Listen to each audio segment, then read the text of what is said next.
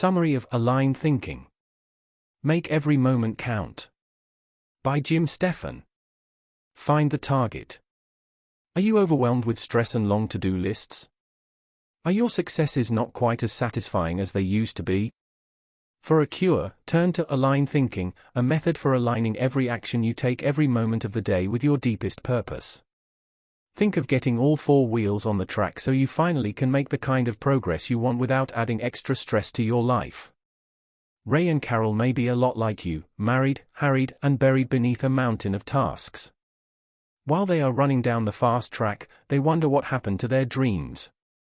Luckily, Carol and Ray can spend time with Coach Eric, who has developed an effective time and life management method he calls Aligned Thinking.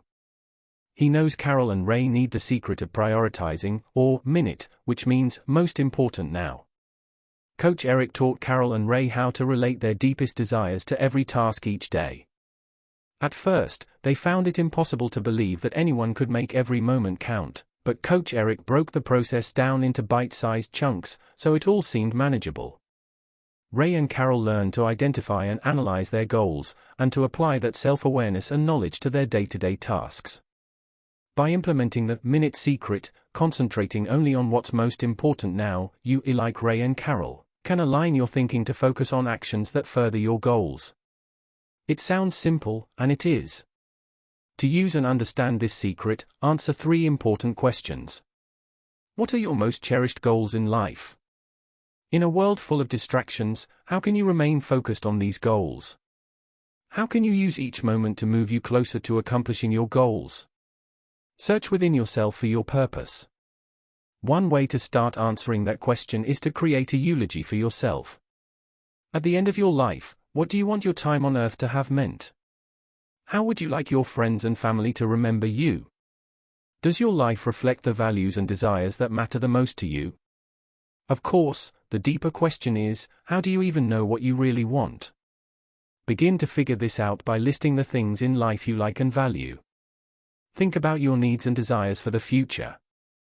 Are you most interested in your career, your legacy, your home, or your family and friends? What about your physical well-being?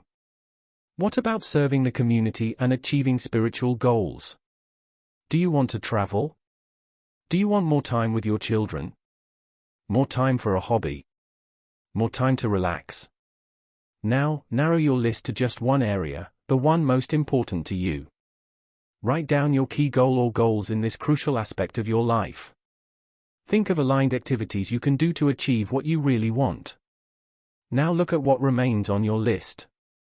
Again, pick just one important area of your life, and again relate your objectives to your activities. What are you doing to achieve what you want? Repeat this process until you have clarified what you really desire from your life. By delving into these questions and relating your goals to your activities, you are gaining important insight into your key values. Gather these thoughts and distill them into a life purpose statement that you can use to help guide your decisions. Ask yourself not only what you want, but why.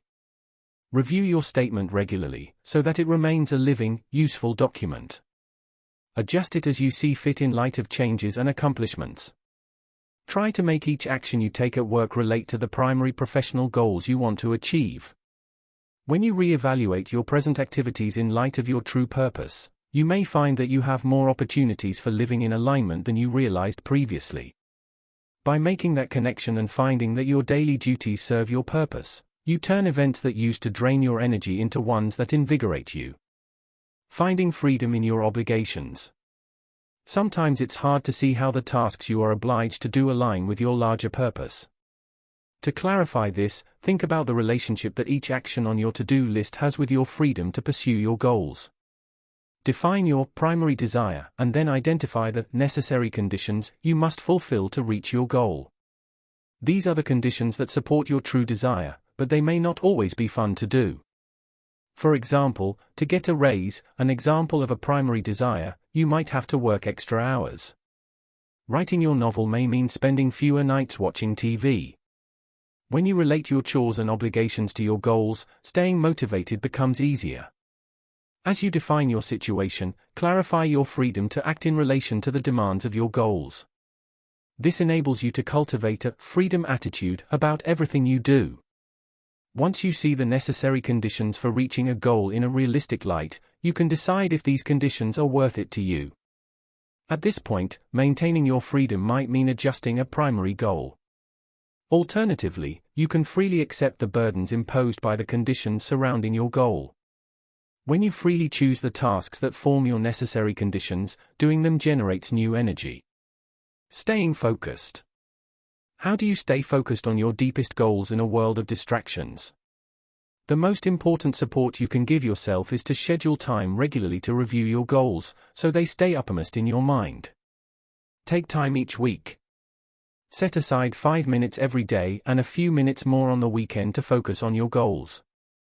Every few months, perhaps quarterly, schedule a fun day to think about what you have achieved and reassess your goals. Try to make this really recreational and fun. For instance, pick a new place to go. Make this time feel rewarding. After reviewing your goals, adjust them if they have changed. Give yourself the gift of your time and attention to take your goals seriously, and to celebrate your accomplishments. Avoid distracting mistakes. People make 5 common mistakes that keep them distracted from their primary goals. Surprisingly, the biggest mistake is maintaining a to-do list. Despite long hours of trying to work down your list, ending each day with a longer list than you had in the morning is frustrating and counterproductive. Instead, list tasks that would normally go on your to-do list, and think of them as being in a holding pen. Then, choose what items to take out and focus on each day, after you've reviewed your life purpose statement. With your target goals in mind, you can select daily tasks that support your progress. Only try to tackle those tasks you reasonably can accomplish in a day or a week, or whatever the time period you've set. Accomplishing your few tasks every day will give you much more satisfaction than finishing the day with a long, growing list of unaccomplished jobs. Additionally, the few tasks you choose will be more in alignment with your stated targets, giving you the additional feeling of satisfaction that comes from making steady headway toward your goals, and from aligning your time and your purpose. The other 4 common mistakes that could distract you from your purpose are: 1. Failing to give yourself regular periods of time each week to refocus your efforts. 2. Failing to review your purpose statement regularly. 3. Failing to include personal priorities as well as business tasks.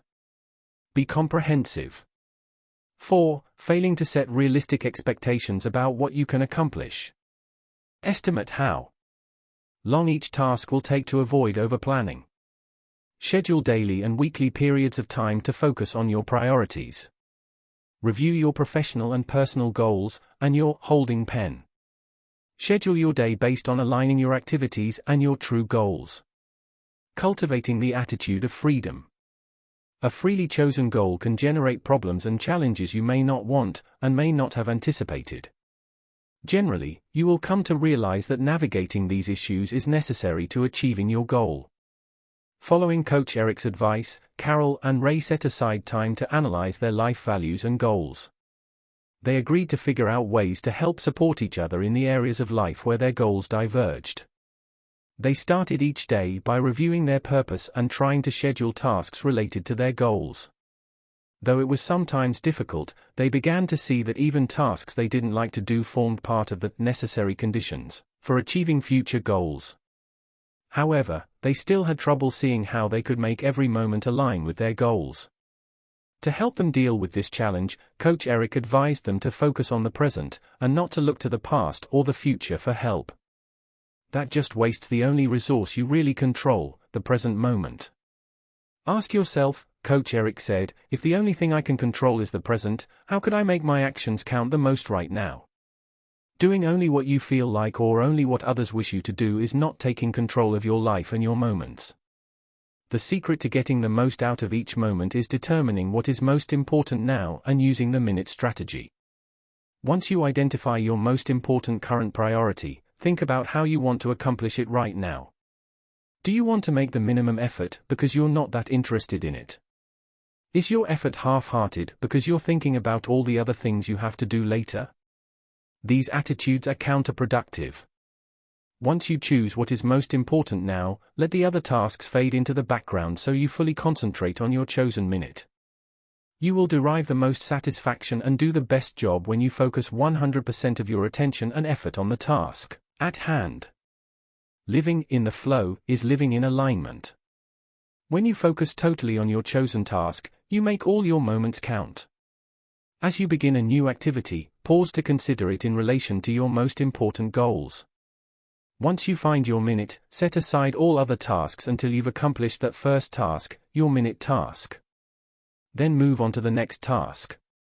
By reviewing your purpose regularly and adjusting your focus daily, you constantly optimize your effort. Alignment in the office. When you are at work, regard interruptions in light of your true goals. When they arise, remind yourself that you are receiving new information. Take a moment to relate interruptions to your life purpose.